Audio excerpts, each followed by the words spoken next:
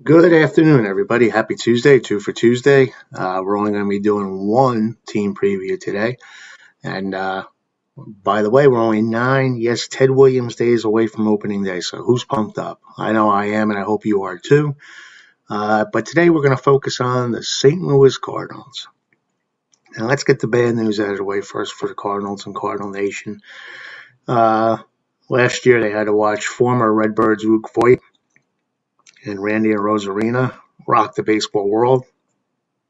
Luke ended up leading the American League in home runs, and Rosarina had a pretty decent season and just exploded in the playoffs and almost took the Rays to the World Championship on his back. So in that regard, it was kind of painful for the Cardinal fans because the offense wasn't really that powerful in St. Louis last year. So to see these two guys add so much pop and offense to their respective teams stung a little bit. So how did the Cardinals recover from that? I'll tell you how. They went and got probably the best third baseman in baseball.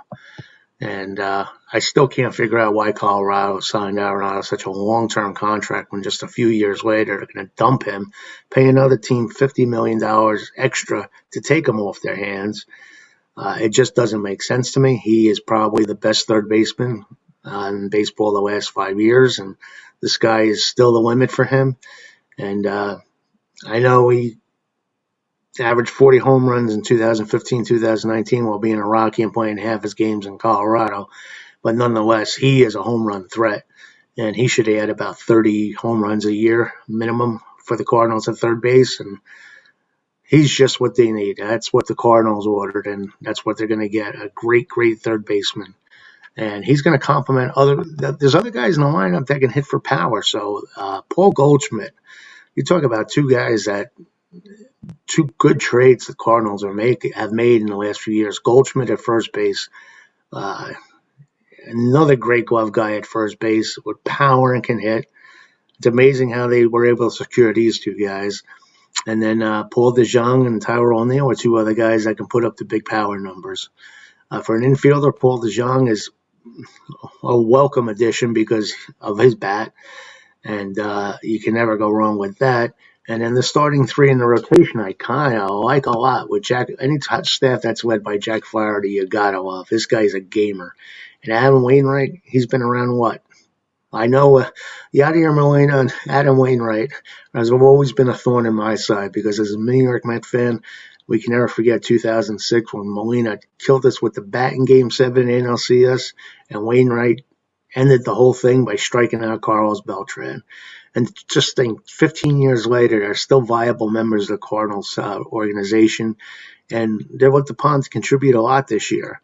And then you got Carlos Martinez, who's got great stuff. So the top three are really going to hold their own for the Cardinals, I think, this year. It's the fourth and fifth spot, and whoever else needs to pitch in the starting rotation, that may be a concern, but we'll see what develops going forward. But all that said and done as far as the starting pitching is concerned, the bullpen is fantastic. They got four guys literally that could be closers on any team, and they all have great stuff. And Jordan Hicks, my God, does anyone throw the ball harder than Jordan Hicks? I'd be afraid. He's the right-handed Aroldis Chapman. I'd be afraid to step into the box with him. And then you got Alex Reyes, Giovanni Gallegos, and Andrew Miller. Andrew Miller, what a year he had with Cleveland. He did it all. He almost redefined the reliever role where you didn't have to come in the eighth or ninth inning and just be brought in the fifth inning, sixth inning. Whenever the most important shutdown point of the game was for a reliever to perform, that's when they brought in Andrew Miller. And he did the job, and I'm sure he'll do well again this year. Now, the Cardinals, if it weren't for the Yankees, they'd probably be the most storied franchise in baseball history. They're probably the most you got the Dodgers and the Giants. Well, Dodgers more so than the Giants, but the Cardinals and the Dodgers epitomize National League success stories as far as baseball franchises are concerned. It's easy for you to say on this Tuesday where I've gotten no sleep overnight. They've won 11 World Series championships, more than any NL team, and they're second in Major League Baseball only to the New York Yankees. And then not only have they won the World Series 11 times, but they've also won 19 National League pennants, the third most of any team. They've also won 14 division titles in the East and the Central Division. How many people out there remember the Cardinals being in the Eastern Division? That was baseball at its best because you had the Pirates, who were still a viable organization with Willie Stargell and Al Oliver and Roberto Clemente. You had the Cardinal teams with Gibson and Joe Torre. You had the Cubs. We'll never forget the 69. The NL East was one hell of a division back in its day. And you had the Mets with their pitching staff, the Expos, the novelty team, but they were coming on strong year by year, and eventually they became a powerhouse in the East. And then the Philadelphia Phillies. National League Baseball was pretty fun back in the day, but then they relocated the Cardinals, and luckily they took the Cubs with them because next to the Yankee-Red Sox rivalry, the Cardinals-Cubs rivalry is probably the fiercest in baseball. Dodger and Giant fans may disagree with me, but I'm going to go with the Cardinals and Cubs because all the Midwest loves that rivalry. And it's good to see them both in the Central, and I'm sure Cardinal fans are glad they're in the Central, especially this year, because you have some weak sisters there. The Pirates and the Reds don't look like they're going to be able to put up a fight this year, especially the Pirates. The Pirates are going to be doormats this year. Milwaukee always has the potential, and they need Christian Yelich back. I mean, I don't know what happened to his bat in the 60-game COVID season. We'll see what happens going forward. And the Cubs, are they on their last legs? Can they still get a last hurrah from all that talent? Because they may be breaking up that band by the end of the year. But the Cardinals always seem to retool, and that is the Cardinal way, and it always has been since Branch Rickey. And Branch Rickey basically invented the farm system. So he's always brought up talent, and the Cardinals have year after year after year. And they put so much time and investment and money in the minor league system that they just do it. I mean, they know how to do it. And I'm just going to give you there's so much history with the Cardinals, I'm not going to go rambling on and on and on about it, but I'll give you some of the highlights. Roger Hornsby's won 2 batting triple crowns with the Cardinals. Dizzy Dean had one of the last 31 seasons in baseball in 1934 with the Cardinals. Stan Musial, what can you say about Stan the Man? He is the face of the franchise. He's the face of St. Louis baseball. He'll always be the Cardinal. And he has 17 MLB and 29 National League records to this day, which just blows the mind. That's how good Stan is. And he is treasured by the St. Louis faithful and the baseball world in general. And when I say 1.12, what's the first thing you think of? Yes, Bob Gibson in 1968. What a year he had. It made baseball actually lower the mound after Gibson in 68. One of the reasons why they lowered the mound was his ERA at 1.12. And just like Jacob deGrom, he didn't get much support at times. He had 9 losses with a 1.12 ERA that year. Go figure. Then you had Whitey Herzog's Whitey Ball. I think it's kind of like stole Moneyball, but they derived from Whitey Ball. And that was exciting baseball. I'd love to see that again in this day and age, but I don't think it's ever going to happen just due to the fact that you can't utilize the cookie-cutter stadium with the AstroTurf anymore, but Whitey could with guys like Willie McGee and Ozzie Smith and Terry Pendleton, just guys who shot it up the gap in the AstroTurf and guys who could run the bases and steal the bases. Quite entertaining.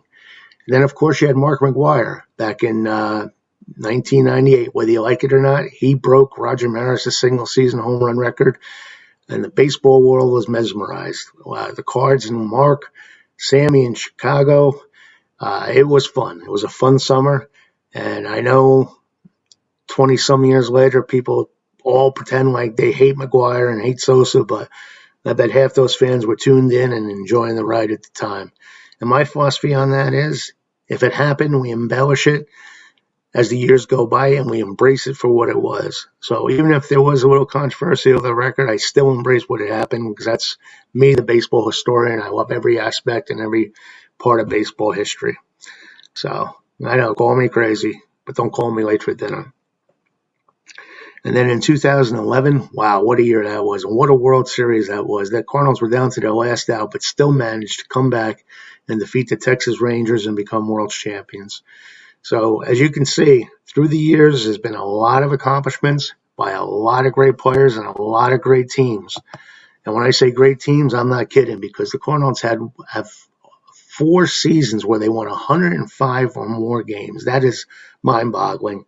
And then 100 is always the plateau that every team, if everything goes well, they hope they achieve. Well, they've done that 9 times.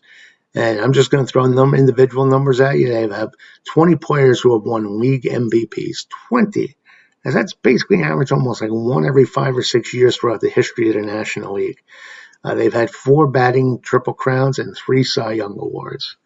So the Cardinals have done it well, both individually and as individuals, and as a team, I should say. And it shows in the Baseball Hall of Fame inductees the Cardinals have had over the years, from Lou Brock, Dizzy Dean, Whitey Herzog, Bob Gibson, Joe Medwick, Rogers Hornsby, Branch Rickey, Stan Musial, Red Shandies, Bruce Sutter, Ozzie Smith, front office, pitching, management, everyday players. Every one of them, they've had excellent players or personnel that have been worthy of the Hall of Fame. So hats off to all those guys. They really had a storied history. And let's not forget, Cardinals routinely see attendance that's among the best in the league.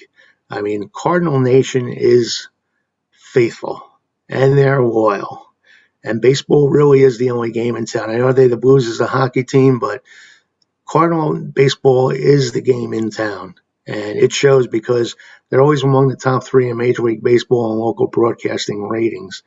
So not only are they the only baseball team in town, as opposed to like LA, which has 2, New York, which has 2, or teams that have a football team in there, the Cardinals are like the mid-level type team, as far as they're not a top revenue team, but they do so well that they can compete with the big boys, because the revenue stream that comes in from people who travel everywhere to come in and see a weekend game is amazing.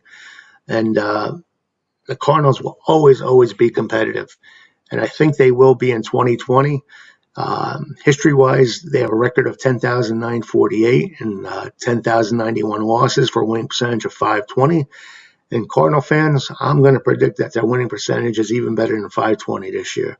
I'm predicting a National Central Division title, and probably with 85 to 90 wins, because you're not going to need that many wins to win the Central Division this year.